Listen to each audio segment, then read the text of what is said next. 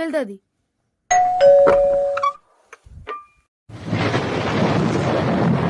ఎవరమ్మాయి నువ్వు? వాళ్ళకి అడగకుండా వచ్చాడేమన్నా? లోపలికి అడగకుండా వచ్చినందుకు పట్నం బాబుకి కోపం వచ్చినట్టుంది. మరి మా ఊరికి వచ్చి మమ్మల్ని ఇబ్బంది పెట్టినప్పుడు మాకెంత కోపం రాదు? పంపించిన మల్లిక నువ్వేనా? నువ్వు సాయంత్రం వస్తా అన్నావుగా, ఇప్పుడే వచ్చేసావే. అదేంది పట్నం బాబు, ఎప్పుడు వీళ్ళు దొరికితే అప్పుడు వస్తాం. సరే కానీ ఏం చూస్తుంటావు ఈ ఊర్లో?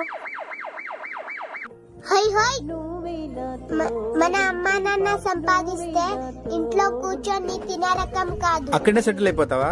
రావా ఏంటి ఇటు? ఫ్రాంక్ అయిపోయి చాలాసేపు అయిపోయింది. అదేంటి అమ్మాయి గారు అలా భయపెట్టారు? ఇంకోసారి అలా చేయకండి.